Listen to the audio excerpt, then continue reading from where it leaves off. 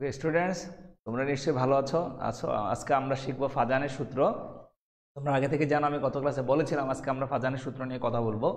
ওকে, তো আমরা কথা না বলে আমরা ফাজানের সূত্র স্লাইডে চলে যাই। আসো, একটা এই যে স্লাইডটা ফার্স্ট স্লাইডে দেখতে পাচ্ছ। আসলে ফাজানের সূত্র কি নিয়ে কথা বলে? ফাজানের সূত্র হলো, আমরা বলেছিলাম যে দুনিয়াতে যত প্রকার আয়নিক যৌগ আছে, যতগুলো, একটা আয়নিক যৌগ নাই যেটা আমাদের বিশুদ্ধ আয়নিক যৌগ। ঠিক আছে, ওকে। তাহলে এই যে আয়নিক যৌগ বিশুদ্ধ না, অবিশুদ্ধ, তার মানে কি ওর মধ্যে কিছু প্রকার সমযোজী বৈশিষ্ট্য আছে। এটা এমন না যে তেলের সাথে পানি মিশিয়ে দেওয়া, আয়নিক যৌগের সাথে একটু তুমি তেল মিশিয়ে দিলা বা পানি মিশিয়ে দিলে, এসব তো না, তাই না?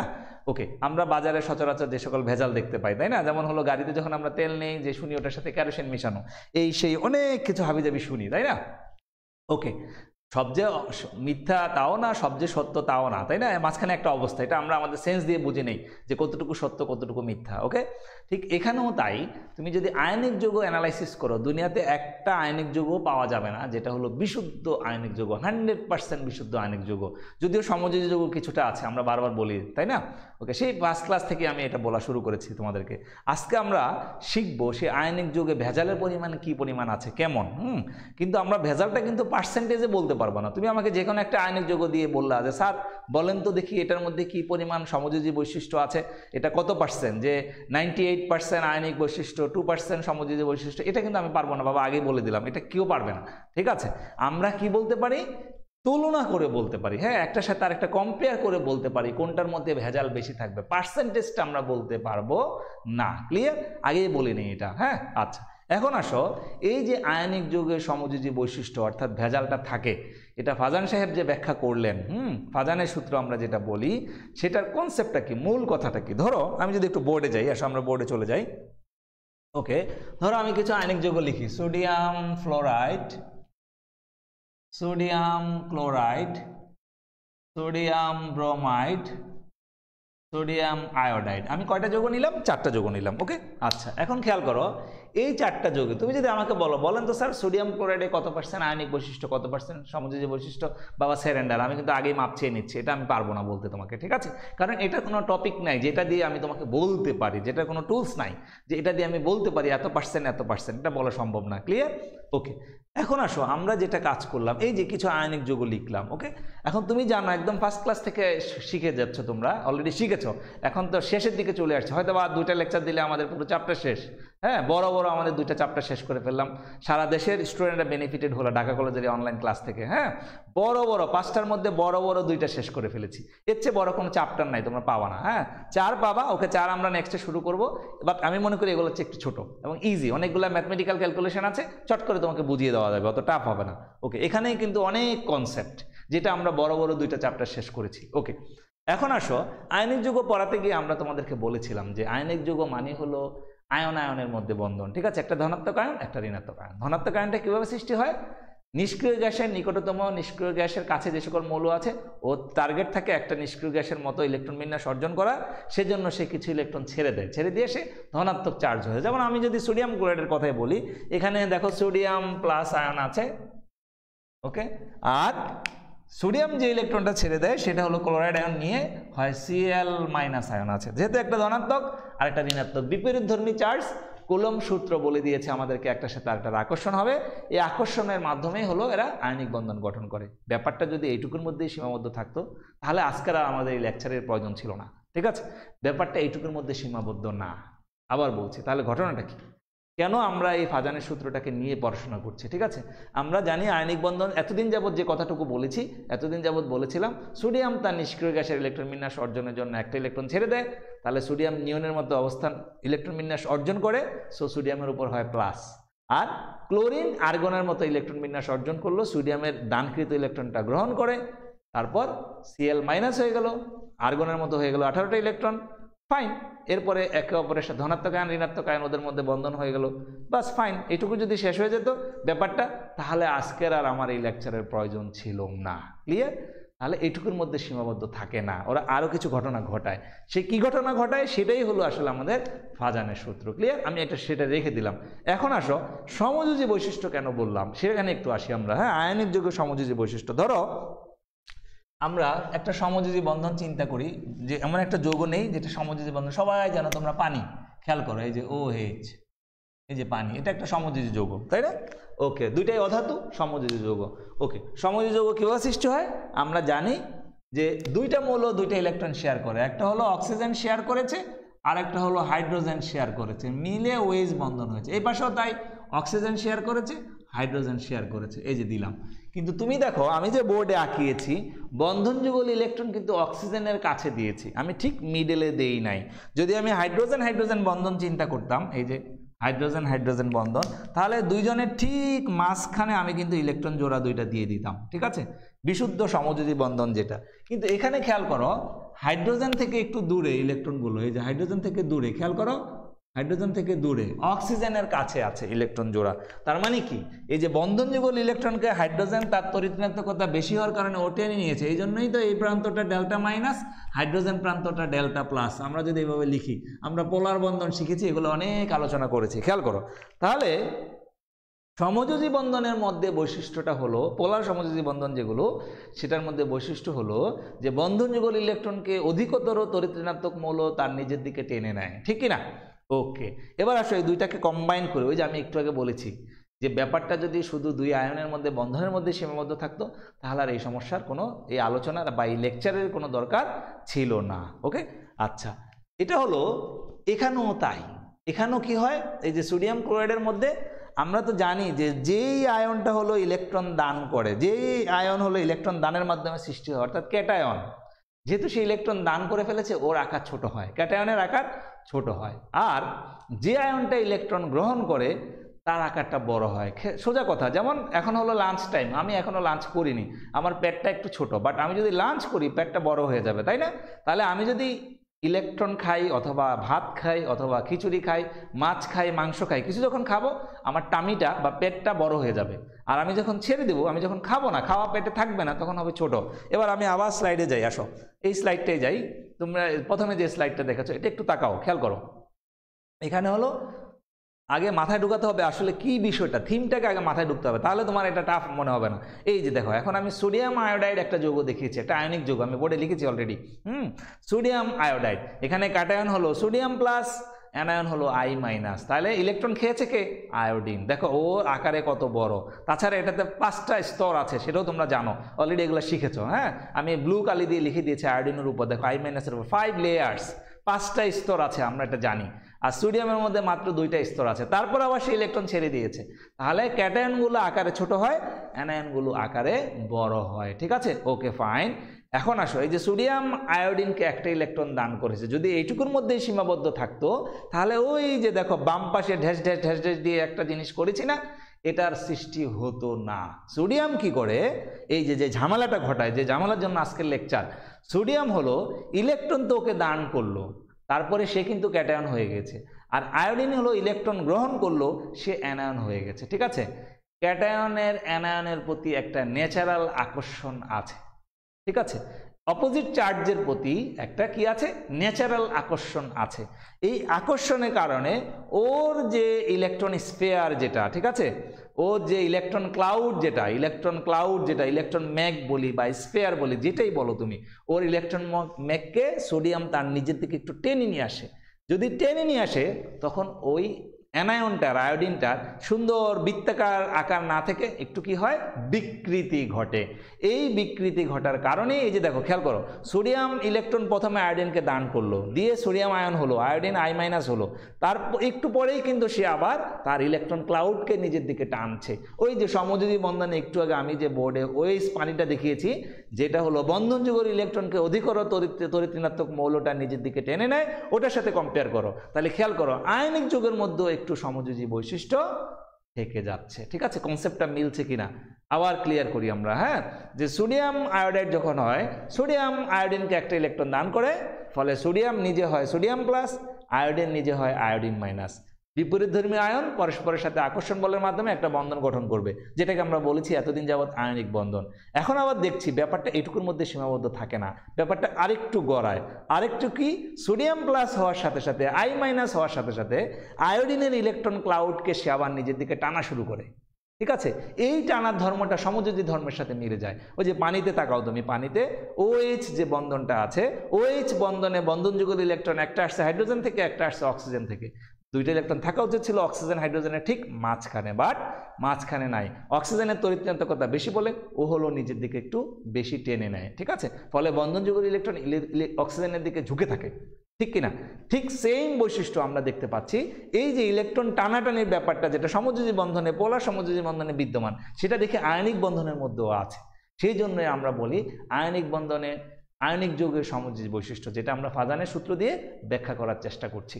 তাহলে দেখা যাচ্ছে কি আয়নিক যৌগ তো সমযোজী ধর্মের মতো একটা বৈশিষ্ট্য বা একটা চরিত্র আমরা পরিলক্ষিত হয় আমাদের কাছে, সেই জন্য আমরা আজকের এই লেকচার পড়ছি। এই বিষয়টা বাস্তবও কিন্তু আছে। যেমন ধরো এখন আমরা অনেকটুকুই নিজেদের অর্থে বাজেট দিই আমরা, তাই না? আমাদের বাজেটে ধরো 70 to 80% টাকাই আমাদের হলো নিজস্ব অর্থ, হ্যাঁ, 20% হলো ধরো ফরেন এইড দিয়ে আমরা চলি। যদি 20-30 বছর আগে তুমি যাও বাংলাদেশে, তখন কিন্তু আমাদের দেশ হলো তোমার ফরেন এইডের মাধ্যমে বাজেট দিত। আমরা যেহেতু আজকে সুযোগ পেয়েছি একটু কথা বলি, এটার সাথে বাস্তবের একটু মিলিয়ে নেই। এখন তোমাকে যখন একটা ফরেন এইড দেয়, ফরেন এইড দেওয়ার সাথে ধরো বাংলাদেশে বললো বাংলাদেশে একটা বিশাল বড় ব্রিজ করে দেবে, ধরো একদম ঢাকা থেকে রাজশাহী তোমাকে একটা ফ্লাইওভার করে দেবে বললো কোনো দাতা সংস্থা। আজ থেকে 30 বছর আগে হলে কি হতো, বা এখনও যেটা হয়, যদি বলতো যে বাংলাদেশ থেকে একদম সিলেট বা রাজশাহী পর্যন্ত একটা ফ্লাইওভার করে দিবে, একটা দাতা সংস্থা এসে বললো, তখন কিন্তু ওকে ফাইন, তুমি এত কোটি টাকা দিবা, বাংলাদেশ এটা দিয়ে ফ্লাইওভার করবে, আস্তে আস্তে আমরা লোন পরিশোধ করব। ব্যাপারটা যদি এইটুকুর মধ্যে সীমাবদ্ধ থাকতো তাহলে কোনো সমস্যা ছিল না। ব্যাপারটা কি দাঁড়ায়, ওরা আবার বলে এখানে যতজন এক্সপার্ট কাজ করবে এর মধ্যে 80% এক্সপার্ট হবে আমাদের এক্সপার্ট।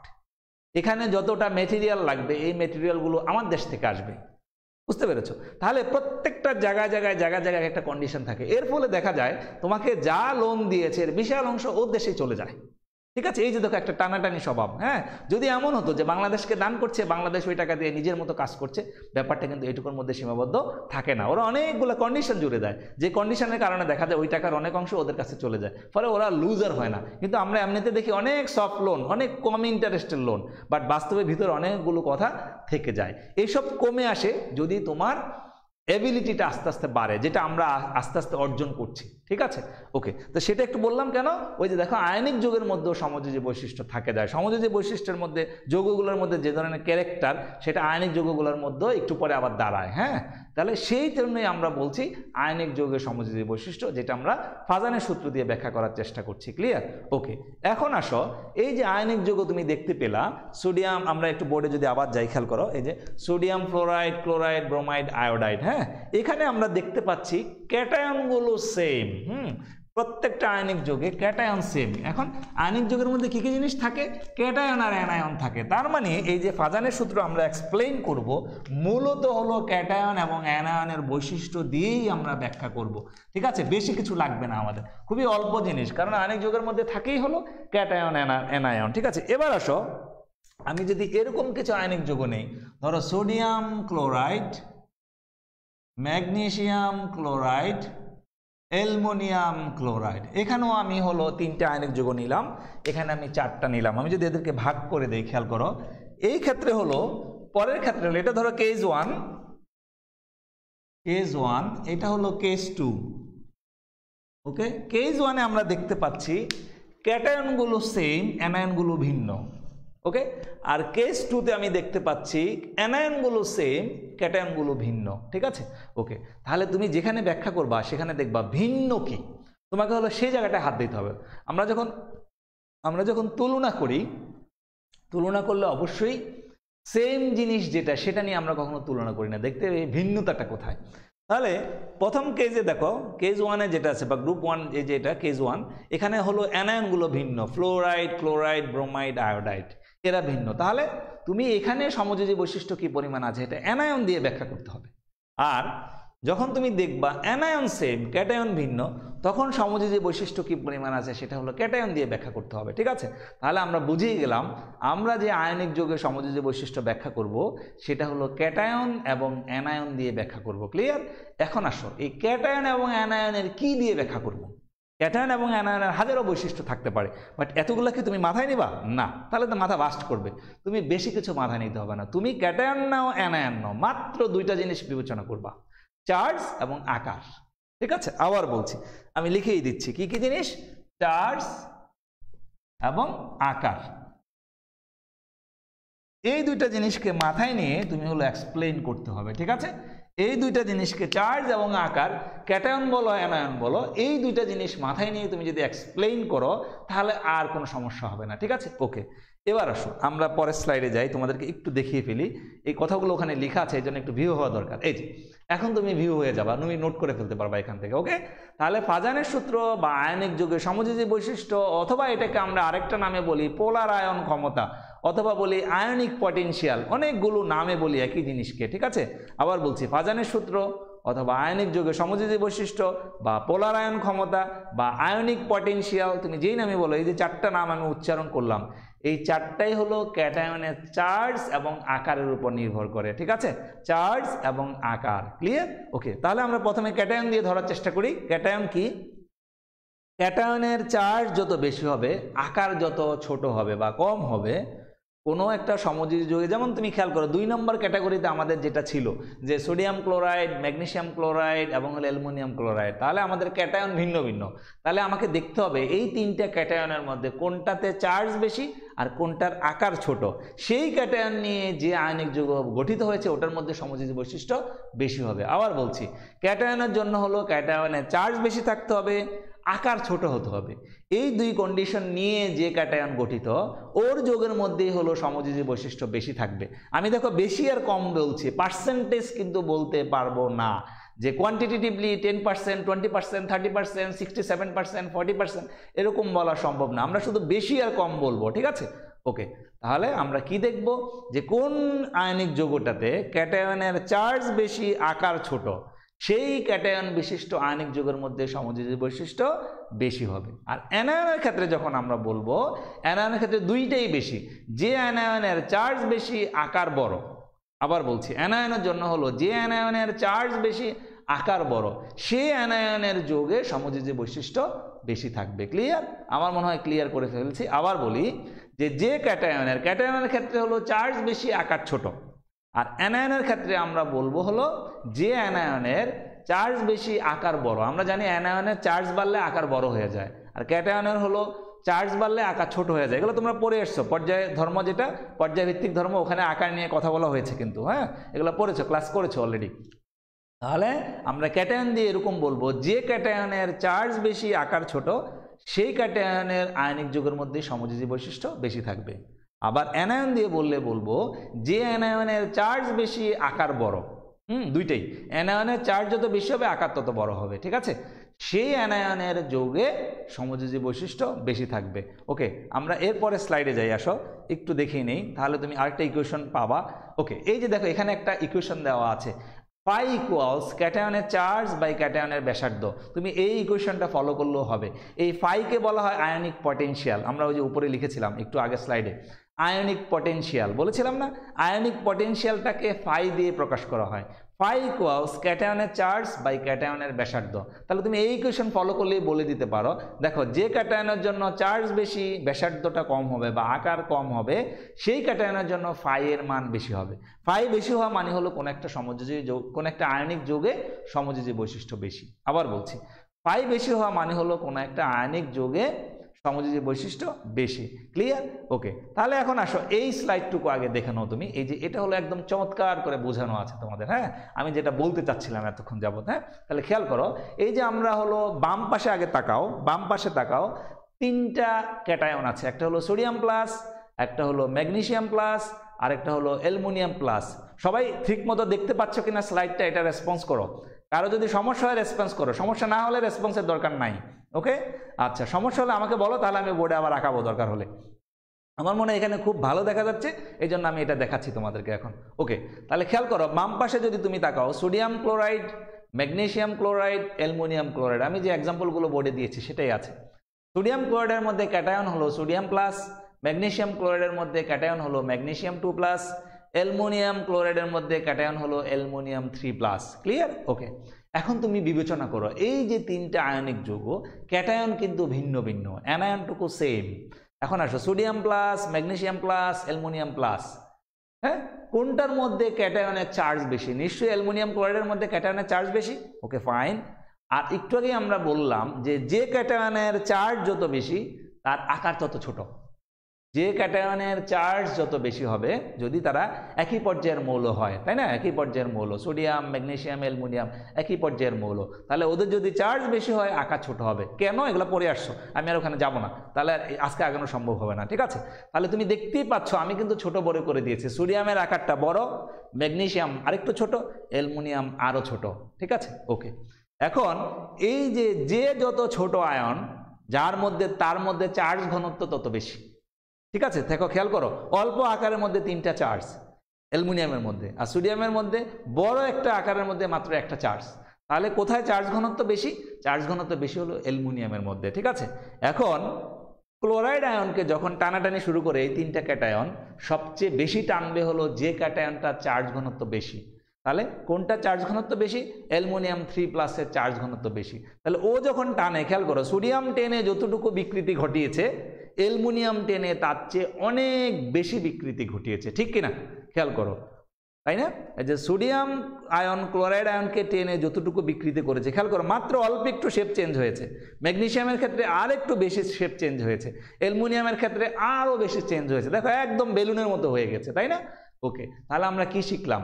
যে ক্যাটায়নের চার্জ যত বেশি এবং আকার যত ছোট, তার দ্বারা অ্যানায়নের বিকৃতি বেশি ঘটবে। অ্যানায়নের বিকৃতি বেশি ঘটা মানে কি?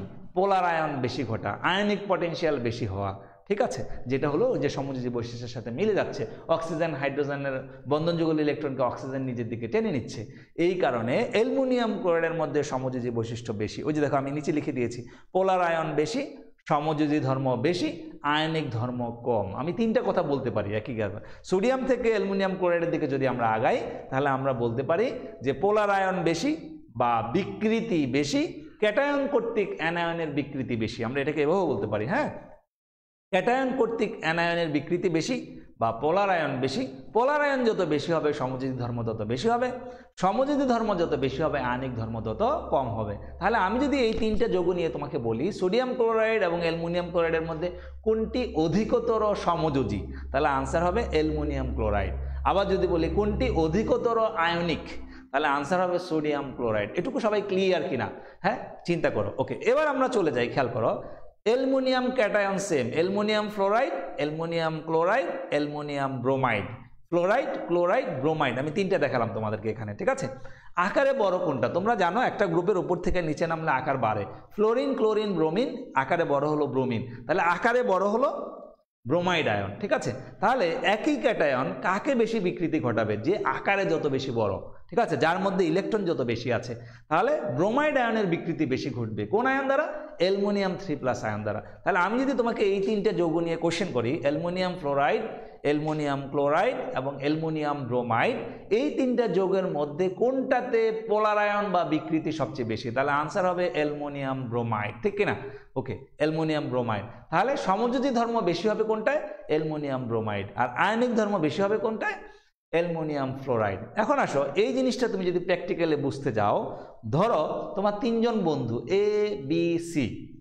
এ এর প্যাট হলো অল্প একটু বড়, বি এর প্যাট হলো আরো বড়, সি এর প্যাট হলো বিশাল প্যাট। ঠিক আছে, যেমন আমার একটা স্বভাব আছে, বন্ধুদের মধ্যে কারো যদি প্যাট বড় দেখি থাবা দিয়ে ধরে ফেলি। ঠিক আছে, ওকে। এখন ধরো আমারও 3টা বন্ধু এ, বি, সি। এ এর প্যাট একটু বড়, বি এর আরো বড়, সি এর আরো বড়। তাহলে আমি যখন থাবা দিব, কোনটার প্যাটের বেশি বিকৃতি ঘটবে? যার প্যাট বেশি বড়। ঠিক কিনা? কারণ অনেক মাসল ওর মধ্যে, টান দিলে এটা একদম আমার কাছে চলে আসবে, ওর বডি থেকে মনে হবে যেটা আমার কাছে চলে আসছে। ঠিক কিনা? তাহলে বেশি বিকৃতি ঘটবে আকারে যত বড় পেট। তাহলে এখানে বড় পেট কার? ফ্লোরাইড, ক্লোরাইড, ব্রোমাইডের মধ্যে বড় পেট কার? ফ্লোরাইড, ক্লোরাইড, ব্রোমাইডের মধ্যে বড় পেট হলো ব্রোমাইড আয়নের, কারণ ওর আকার বড়। তাহলে যে অ্যানায়নের আকার যত বড়, ওই অ্যানায়ন ক্যাটায়ন দ্বারা বিকৃতি তত বেশি ঘটে। ঠিক আছে, বিকৃতি যত বেশি ঘটবে সমযোজী বৈশিষ্ট্য তত বেশি হবে, আয়নিক বৈশিষ্ট্য কম হবে। ক্লিয়ার? তাহলে আমরা শিখে গেলাম ক্যাটায়ন কর্তৃক অ্যানায়নের বিকৃতিগুলো কেমন হয়। ঠিক আছে, ওকে। এখন আসো, শুধু কি ক্যাটায়ন কর্তৃক অ্যানায়নের বিকৃতি হয়, নাকি অ্যানায়ন কর্তৃক ক্যাটায়নের কিছুটা বিকৃত হয়? ঠিক আছে, আসলে দুইটাই হয়। ক্যাটায়ন কর্তৃক অ্যানায়নের বিকৃতি হয়, অ্যানায়ন কর্তৃকও ক্যাটায়নের বিকৃতি হয়, বাট সেটা হলো কম। ঠিক আছে, আমি একটু ডাইরেক্ট বা প্র্যাকটিক্যাল এক্সাম্পল দিয়ে তোমাদেরকে দেখাই। খেয়াল করো, ধরো আমার এই হাতের মাসলটা তোমাদেরকে একটু দেখাই। হ্যাঁ, ওকে, আমি একটু প্র্যাকটিক্যাল এক্সাম্পল দিয়ে তোমাদের বুঝাই। ধরো এই যে আমার হাত, আর এই যে আমার হলো বাম হাত আর হলো ডান হাতের আঙ্গুল। তাহলে তোমরাই বলো তোমাকে যদি এখন আমি কোশ্চেন করি ডান হাতের আঙ্গুল এবং বাম হাত এর মধ্যে কোনটা ক্যাটায়ন কোনটা অ্যানায়ন হওয়ার সম্ভাবনা বেশি, লজিক্যালি আমাদের আলোচনা অনুযায়ী আমরা একটু আগেই শিখেছি যেটা আকারে বড় সেটা অ্যানায়ন, যেটা আকারে ছোট সেটা ক্যাটায়ন। যেহেতু আঙ্গুল আকারে ছোট এটা হবে ক্যাটায়ন আর এটা হবে অ্যানায়ন। এখন দেখো আমি এই ডান হাতের আঙ্গুল দিয়ে বাম হাতের মাসলকে টানছি, তাহলে আমি হলো কি দিয়ে কাকে টানছি, ক্যাটায়ন দিয়ে অ্যানায়নের বিকৃতি ঘটানোর চেষ্টা করছি। ওকে, খেয়াল করো, আমি যখন প্রেস করে ধরবো, চাপ দিয়ে যখন মাসলটাকে ধরবো, আমার এই ফিঙ্গারের কিছু হলো বিকৃতি ঘটবে, বাট তুমি কিন্তু দেখতে পাচ্ছ না, সামান্য পরিমাণে হচ্ছে। তাহলে আমরা বলতে পারি অ্যানায়নের বিকৃতি বেশি ঘটে, ক্যাটায়নের বিকৃতি কম ঘটে, কারণ এটা তো আকারে ছোট, ফিঙ্গারটা আকারে ছোট, ওর মধ্যে এই যে চাপ দেওয়ার পর একটু চেঞ্জ হয়, তুমি তোমারটা ট্রাই করো, তুমি দেখতে পাবা যে বিকৃতি কিছুটা ঘটছে কিনা। তাহলে দুই প্রকার আয়নের বিকৃতি ঘটে, বাট ক্যাটায়ন কর্তৃক অ্যানায়নের বিকৃতি বেশি ঘটে, আর ক্যাটায়নের বিকৃতি যেটা এটা সামান্য, সেজন্য আমরা এটা নিয়ে বেশি একটা আলোচনা করি না। আমরা হলো কি বলি, ক্যাটায়ন কর্তৃক অ্যানায়নের বিকৃতি সেটাই বেশি আলোচনা করি। ক্লিয়ার? আচ্ছা, তাহলে ফাজানের সূত্র কি বলেছে? বিজ্ঞানী ফাজান বলেছে যে যৌগে ক্যাটায়ন কর্তৃক অ্যানায়নের বিকৃতি বেশি ঘটবে সেই যৌগে সমযোজী বৈশিষ্ট্য বেশি হবে। ক্লিয়ার? আবার বলছি, ফাজান সাহেব কি বলেছে, যে যৌগে ক্যাটায়ন কর্তৃক অ্যানায়নের বিকৃতি বেশি ঘটবে বা পোলার আয়ন বেশি ঘটবে, যা বা আয়নিক পটেনশিয়াল ফাইয়ের মান বেশি হবে, সেই যৌগে সমযোজী বৈশিষ্ট্য বেশি হবে। ক্লিয়ার? তাহলে আমরা যে শিখলাম এই যে sodium chloride, magnesium chloride, aluminium chloride, এই তিন যৌগের মধ্যে কোনটার মধ্যে সমযোজী বৈশিষ্ট্য বেশি? অ্যালুমিনিয়াম ক্লোরাইডের মধ্যে সমযোজী বৈশিষ্ট্য বেশি। আর কোনটার মধ্যে আয়নিক বৈশিষ্ট্য বেশি? সোডিয়াম ক্লোরাইডের মধ্যে আয়নিক বৈশিষ্ট্য বেশি। ক্লিয়ার? আচ্ছা, আবার যদি আমি ওই পাশে যাই, অ্যানায়ন ভিন্ন, তখন আমি বলবো অ্যালুমিনিয়াম ব্রোমাইডের মধ্যে সমযোজী বৈশিষ্ট্য বেশি, অ্যালুমিনিয়াম ফ্লোরাইডের মধ্যে ক্যাটায়নিক বা আয়নিক বৈশিষ্ট্য বেশি। ক্লিয়ার? আমরা এভাবে বলতে পারি। এইটুকু ক্লিয়ার কিনা? এইটুকুর মধ্যে কারো কোনো কোশ্চেন আছে কিনা? থাকলে বলো, আমি একটু কমেন্টে যাই, তোমাদের কমেন্ট দেখি। হ্যাঁ, এইটুকুর মধ্যে কারো, এটাই হলো বেসিক কথা, আমরা এখানে শেষ করলাম, মানে শেষ বলতে এইটুকু শেষ করলাম, এরপর এটার অ্যাপ্লিকেশনে যাব। বলো দেখি, এইটুকুর মধ্যে কারো কোনো কোশ্চেন সমস্যা থাকলে আমাকে জিজ্ঞেস করতে পারো। ওকে, কোনো কোশ্চেন দেখতে পাচ্ছি না।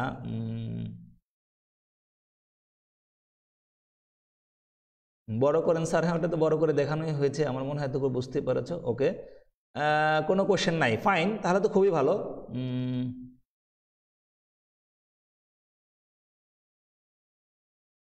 আচ্ছা, কি বলছো তুমি? স্যার কোনোদিন সুযোগ পেলে এই থিওরিটাকে ভুল প্রমাণিত করতে পারি, আমার কাছে এই বিষয়টা ভুল মনে হচ্ছে। আচ্ছা, কি ভুল তুমি বলতে পারো, চাইলে কমেন্ট করতে পারো। আর একটা কথা কি বলে নেই, সায়েন্স যেই আবিষ্কার করে কেউ কিন্তু বলবে না আমারটা পারফেক্ট। হ্যাঁ, আমরা লজিকটা, আমার যে চিন্তাটা আমরা এটা প্রকাশ করি, তোমার কাছে যদি এর চেয়ে ভালো চিন্তা বা রং খুঁজে পাও, এটা সবাই অ্যাকসেপ্ট করবে পজিটিভলি। আমিও তোমার এই চিন্তাটাকে অ্যাকসেপ্ট করছি পজিটিভলি, বাট কি অ্যানোমালি তুমি পেয়েছো সেটা বলো, তাহলে সুবিধা হয়। আমরা আমাদের লজিক দিয়ে চিন্তা করছি যে তোমার যে চিন্তাটার সাথে আমাদেরটা ম্যাচ করছে না কোন জায়গায়। হ্যাঁ, আমি তো এইটুকু পর্যন্ত ভালোই বলছি। হ্যাঁ, ওকে, তাহলে জানাবা, কোনো সমস্যা নাই, জানাবা।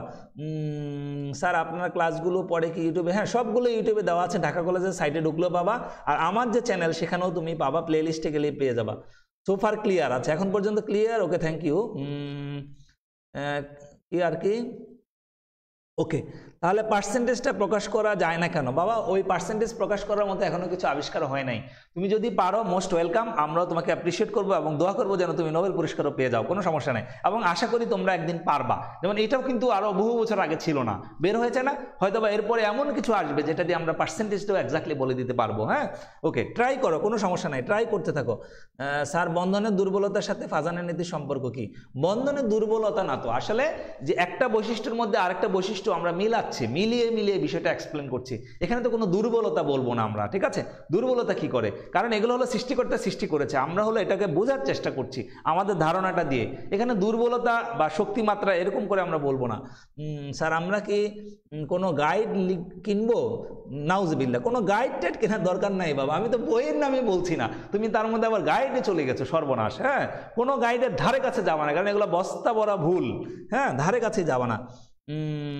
আপনার চ্যানেলটার নাম কি? এগুলো অনেকবার বলা হয়েছে, let's learn chemistry with doctor Nazmul Facebook group, এবং হলো তোমার ইউটিউব চ্যানেল, বহুবার বলা হয়েছে। এগুলো অনেকেই জানে, তোমরা এগুলা যোগাযোগ করলে পেয়ে যাবা, খুঁজলে পেয়ে যাবা। ওকে, আর কি? আচ্ছা, এখন পার্সোনাল কোশ্চেনে চলে গেছে, আমরা এখন পার্সোনাল কোশ্চেন আলোচনা করবো না। ওকে, এবার আমরা আসো, আমরা পরের স্লাইডগুলোতে যাই। এই যে আমি ফাজানের নীতিটা বললাম, এটা দিয়ে আসলে আমরা কি করব? ঠিক আছে, দেখো অনেক কিছু এক্সপ্লেন করবো, এত মজার মজার বিষয় এক্সপ্লেন করব, তুমি মজা না পেয়ে কোনো উপায় নাই। ওকে, আমরা পরের স্লাইডগুলোতে যাই, আসো, তাহলে তুমি দেখতে পাবা এই যে থিওরিটুকু আমি যতটুকু শিখালাম। আচ্ছা, এখন আসো এটাকে আমরা সামারি করি। এই যে এটাকে আগে সামারি করে নেই, ফাজানের সূত্রের সারসংক্ষেপটা করে নেই। আমি কখন সমযোজী বৈশিষ্ট্য বেশি হয়, টেবিলের ডান পাশটুকু বলেছি তোমাদের সাথে, মিলাও ডান পাশটুকু, যে সমযোজী বৈশিষ্ট্য কখন বেশি হয় বা সমযোজী ধর্ম কখন বেশি হয়। হ্যাঁ, টেবিলের ডান পাশটুকু মিলাও আয়নগুলো চার্জ বেশি থাকলে, হ্যাঁ, ক্যাটায়ন এবং অ্যানায়ন দুইটারই যদি চার্জ বেশি থাকে, আমি বলেছি সমযোজী বৈশিষ্ট্য বেশি হবে। ক্যাটায়নের আকার ছোট হলে, ওই যে ডেফিনেশনে বলে দিয়েছি যে ক্যাটায়নের আকার যদি ছোট হয়, হ্যাঁ, তাহলে হলো সমযোজী বৈশিষ্ট্য বেশি হবে, বলেছিলাম কিনা, দেখো পাওয়া গেছে। অ্যানায়নের আকার বড় হলে, হ্যাঁ, ওই যে ব্রোমাইড আয়নের বিকৃতি বেশি ঘটেছে, তাই না?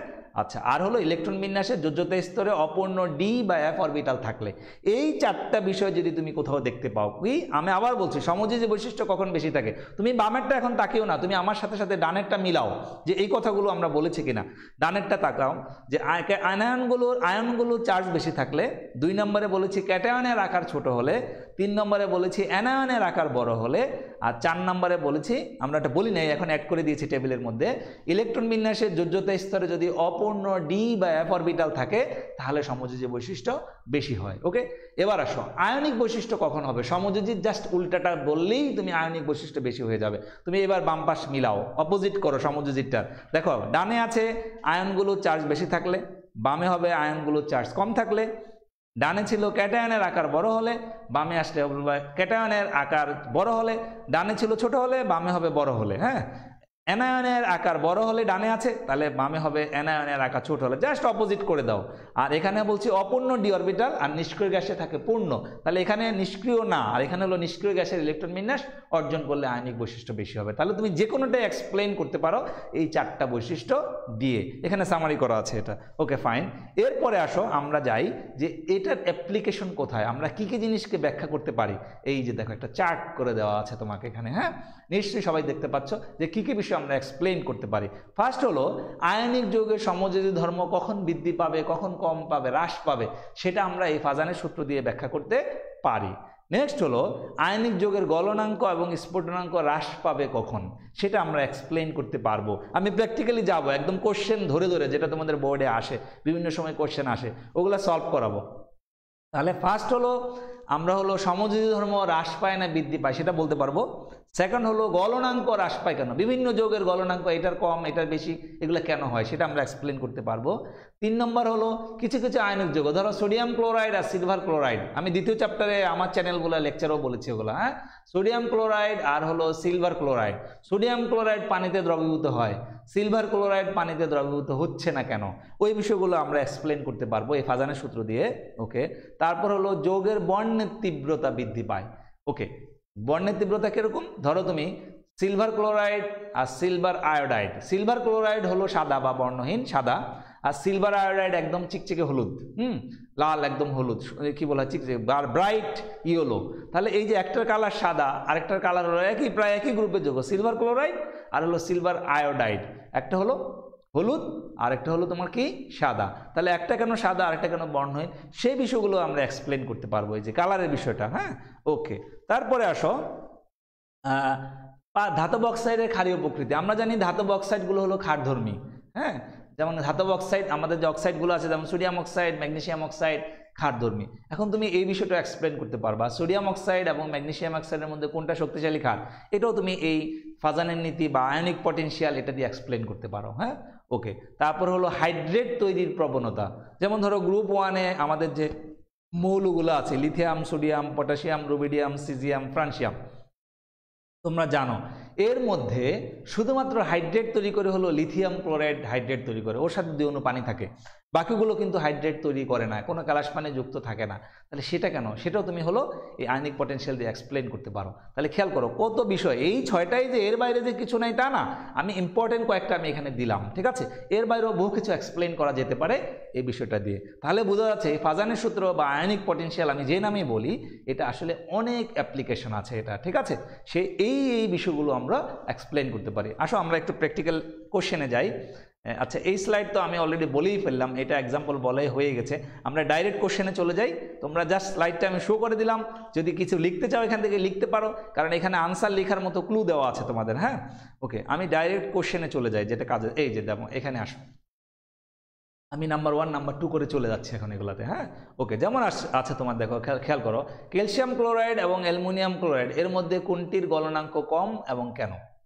এরকম কোশ্চেন দিয়ে দিলাম আমি তোমাকে, ঠিক আছে?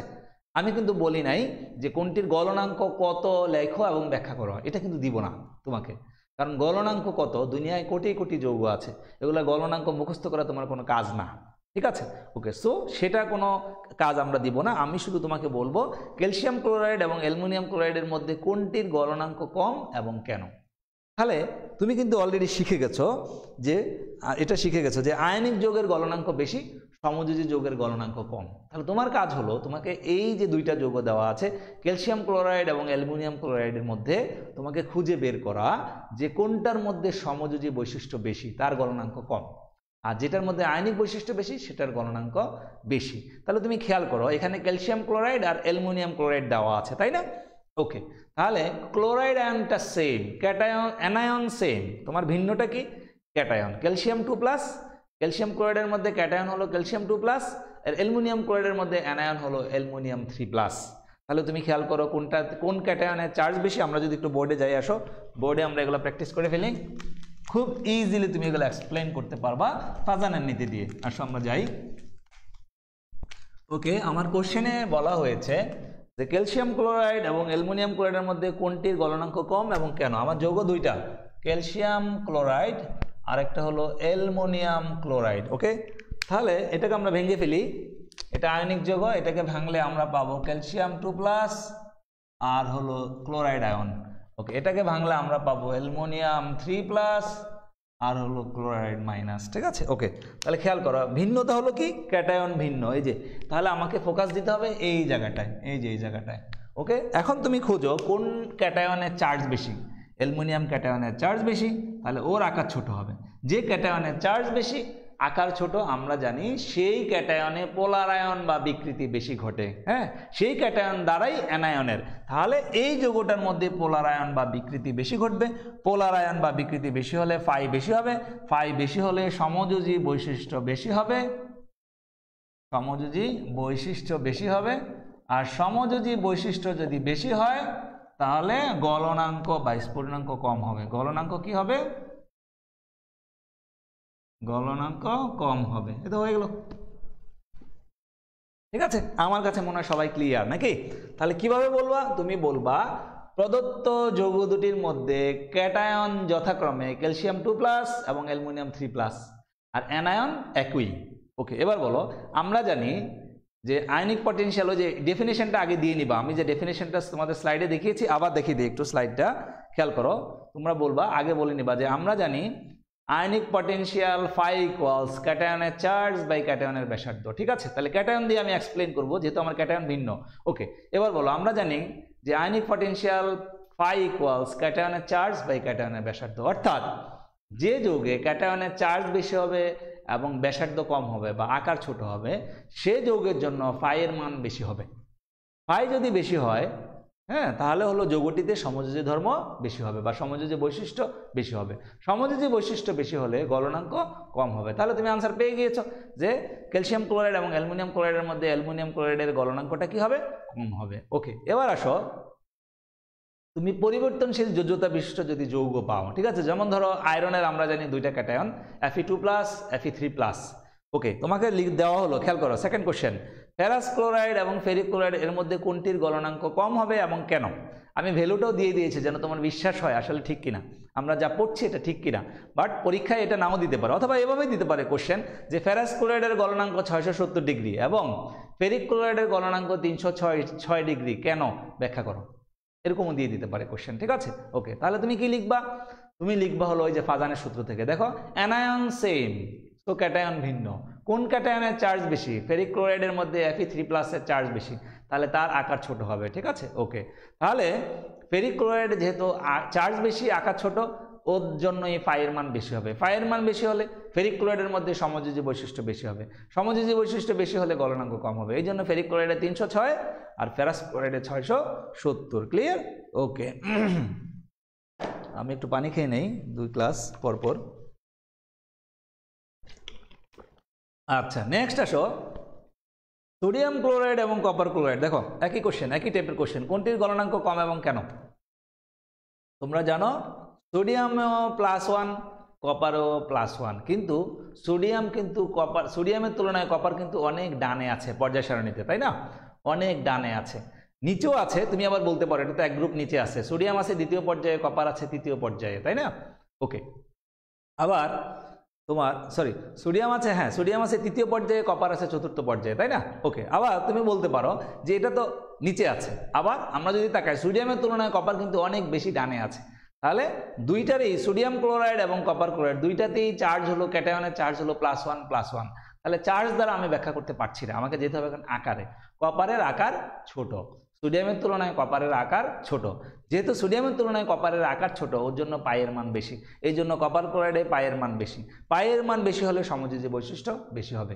এই জন্য খেয়াল করো, সোডিয়াম ক্লোরাইডের গলনাঙ্ক হলো 801 ডিগ্রি, কপার ক্লোরাইডের গলনাঙ্ক হলো 426 ডিগ্রি। এগুলো কিন্তু পপুলার কোশ্চেন, বিভিন্ন ইয়ারে এসেছে, আমি ওখান থেকে নিয়েছি। ওকে, এবার আসো 4 নম্বরটায়। বেরিয়াম কার্বনেট, ক্যালসিয়াম কার্বনেট এবং বেরিলিয়াম কার্বনেট, ক্যালসিয়াম কার্বনেট এবং বেরিয়াম কার্বনেট এর মধ্যে কোনটি কম তাপে বিয়োজিত হবে এবং কেন? আমরা একটু বোর্ডে যাই, আসো বোর্ডে এক্সপ্লেইন করি। এটা সবগুলোই কিন্তু আমরা ফাজানের নীতি দিয়ে এক্সপ্লেইন করছি, ঠিক আছে?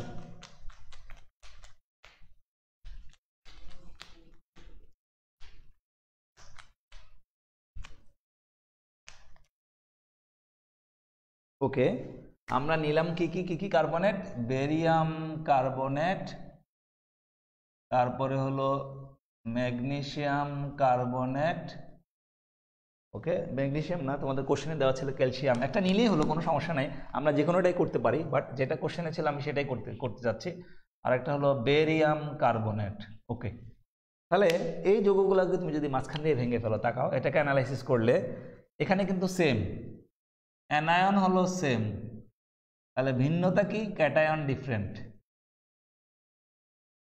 ডিফারেন্ট ক্যাটায়ন আমি লিখলাম, হ্যাঁ ডিফারেন্ট ক্যাটায়ন। ওকে, এখন আসো যে কোনো কার্বনেটকে যদি আমরা তাপ দিই, ধাতব কার্বনেট MCO3, এমটা ধরো দ্বিতীয় গ্রুপের কার্বন মেটাল, এটাকে যদি তুমি তাপ দাও তাহলে পাবা metal oxide plus carbon dioxide. Okay, এটাকে যদি তাপ দাও তাহলে তুমি পাবা barium oxide plus carbon dioxide.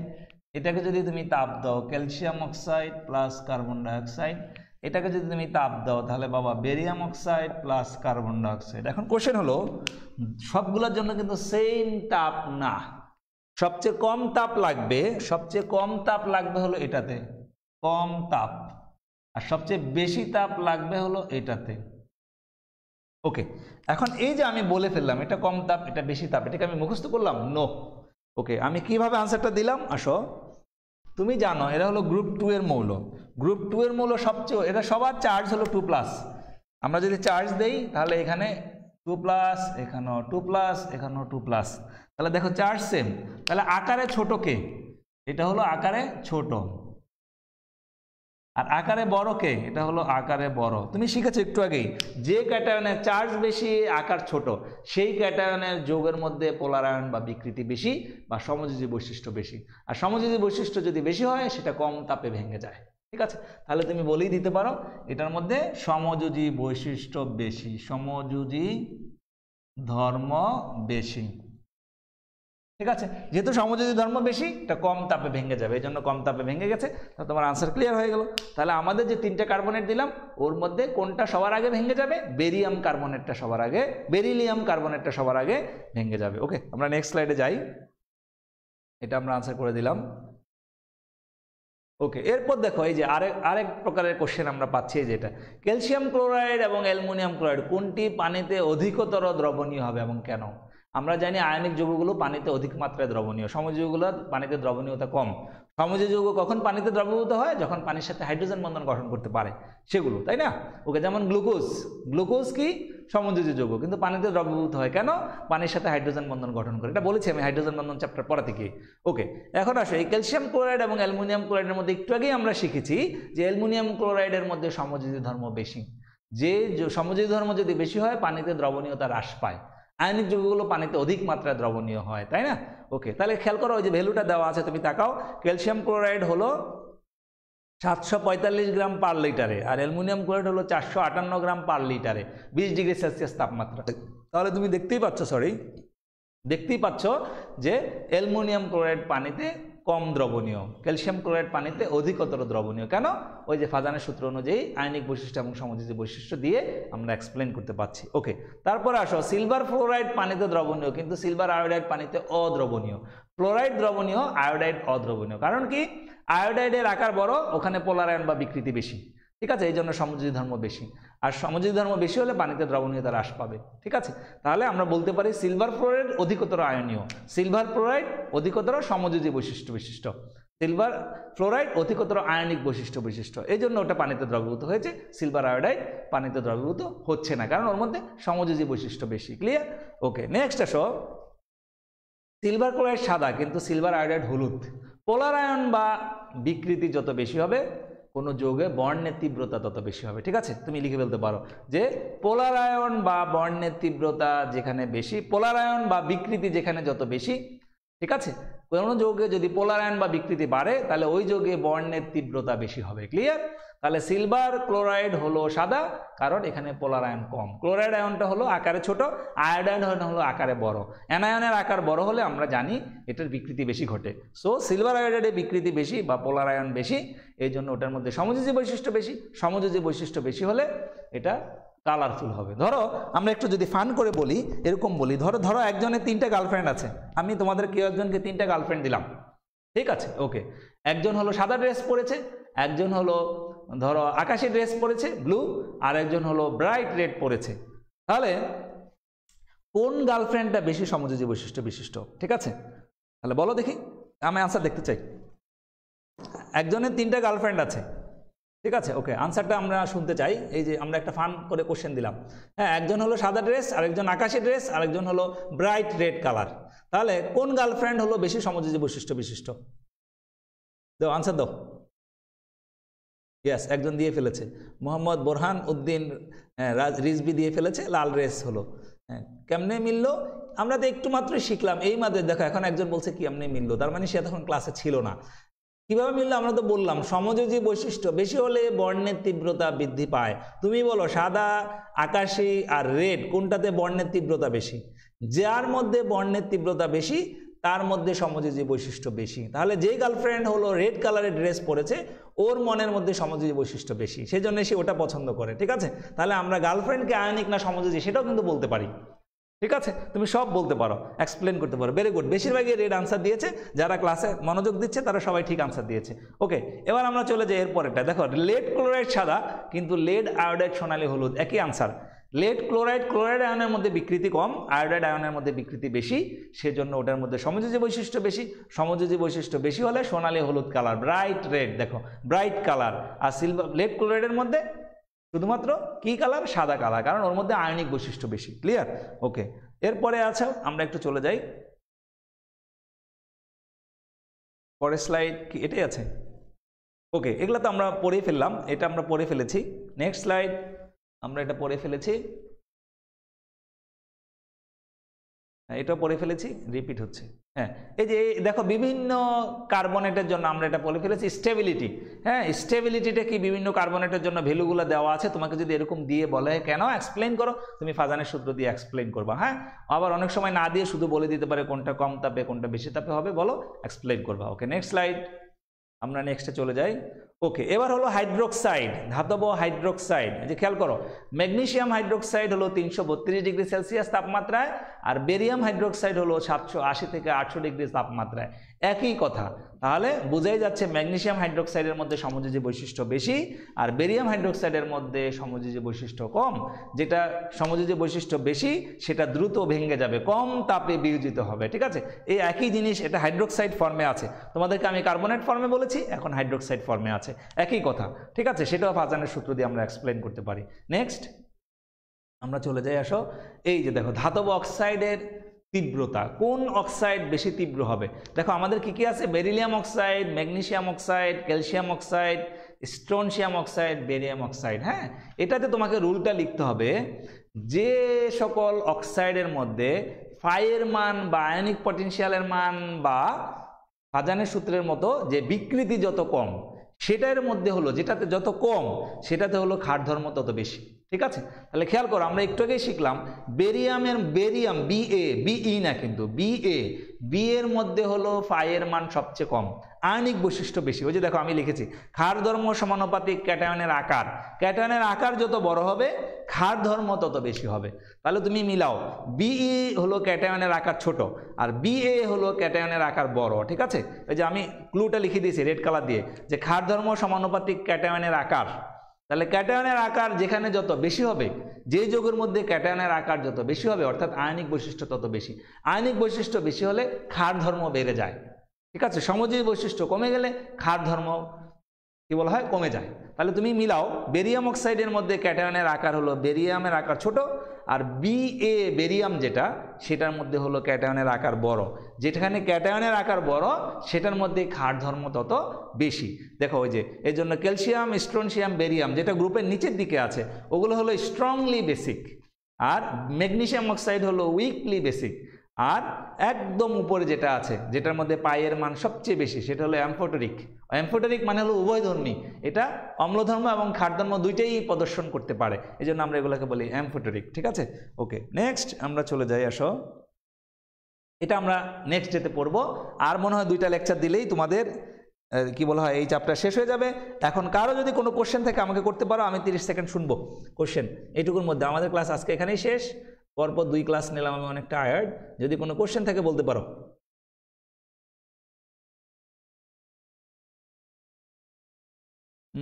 ওই যে বলেই তো দিলাম এই চ্যাপ্টারটা শেষ করতে আর কয়টা লেকচার লাগবে, আমি তো বললাম দুটার মধ্যে শেষ করে দিব। তারপর হলো তোমরা নিজেরা আরো দেখবা, কোনো সমস্যা থাকলে জানাবা আমাদের, আমরা আনসার দেওয়ার চেষ্টা করব। ওকে, তাহলে সবাই ভালো থাকো, আল্লাহ হাফেজ, আমরা এখানে শেষ করলাম।